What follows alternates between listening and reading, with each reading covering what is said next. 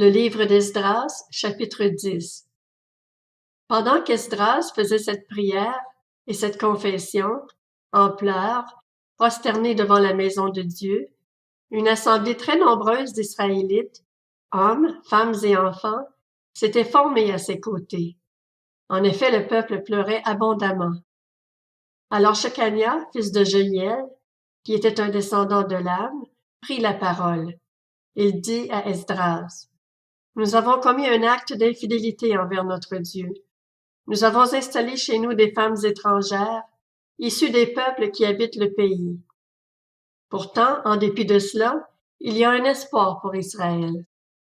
Concluons maintenant une alliance avec notre Dieu en renvoyant toutes ces femmes et leurs enfants, suivant l'avis formulé par toi, Seigneur, et par ceux qui tremblent devant les commandements de notre Dieu, et que l'on se conforme à la loi.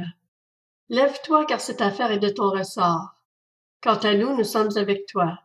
Fortifie-toi et agis.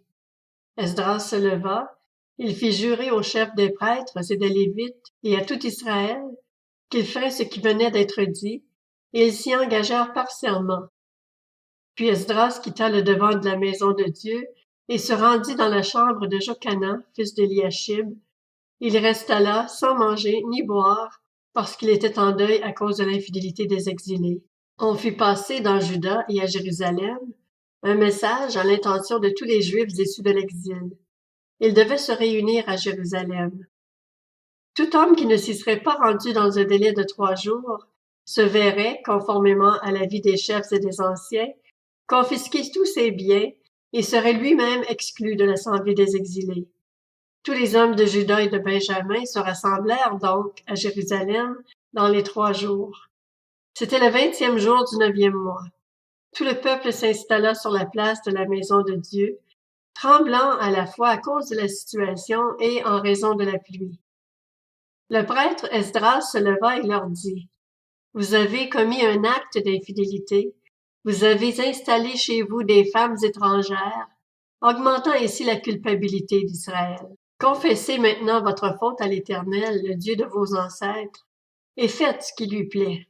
Séparez-vous des populations du pays et des femmes étrangères.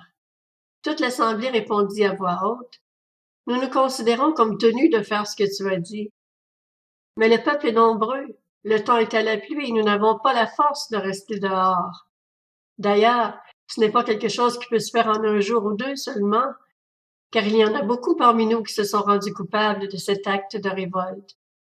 Que nos chefs restent donc à la place de toute l'assemblée. Tous ceux qui, dans chacune de nos villes, ont installé chez eux des femmes étrangères, viendront à des moments fixés, accompagnés des anciens et des juges de leur ville, jusqu'à ce que l'ardente colère provoquée chez notre Dieu par cette affaire se soit détournée de nous.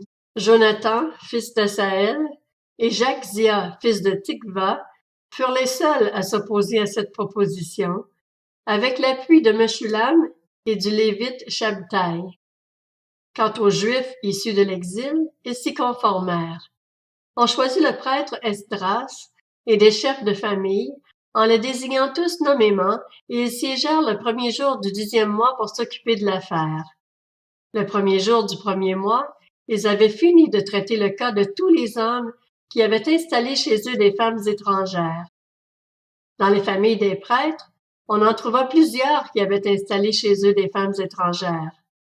Parmi les descendants de Josué, fils de Jotsadak, et ses frères, il y avait Maaséja, Eliezer, Jarib et Gedalia. Ils s'engagèrent à renvoyer leurs femmes et à offrir un bélier en sacrifice de culpabilité. Parmi les descendants d'Imer, il y avait Anani et Zobadia. Parmi les descendants de Harim, Maaséja, Éli, Shemaja, Jehiel et Ozias. Parmi les descendants de Pashur, Eljoénaï, Maaséja, Ismaël, Nathanaël, Josabad et Éléazar. Parmi les Lévites, il y avait Josabad, Shimei, Kélaja, c'est-à-dire Kelita, Petakja, Juda et Éliézer. Parmi les musiciens, Eliashib. Parmi les portiers, Shallum, Télem et Uri. Dans le peuple d'Israël, il y avait parmi les descendants de Parosh, Ramia, Jizija, Malkija, Mijamin, Éléazar, Malkija et Benaja. Parmi les descendants de Lam, Mattania, Zacharie, Jeuiel, Abdi, Jérémoth et Élie. Parmi les descendants de Zattu, Eljoénaï, Eliashib, Mattania, Jérémoth, Zabad et Aziza. Parmi les descendants de Bébaï, Jochanan, Anania, Zabai et Atlaï. Parmi les descendants de Bani, Meshulam, Maluk, Adaja, Jashub, Sheal et Ramoth. Parmi les descendants de Pakat-Moab, Adna, Kelal, Benaja, Maaséja, Mattania, Beth-Saleel, Binui et Manassé. Parmi les descendants de Harim, Eliezer, Jéshija, Malkija, Shemaja, Siméon, Benjamin, Maluk et Shemaria.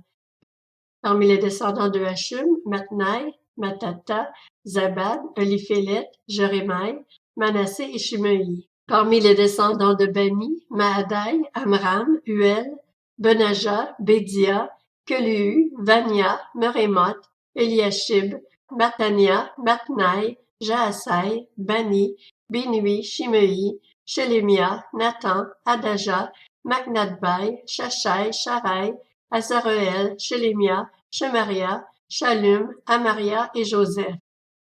Parmi les descendants de Nebo, Jeuiel, Matithia, Zabad, Zebina, Jadai, Joël et Benaja. Tous ces hommes avaient pris des femmes étrangères, et certains avaient eu des enfants d'elles.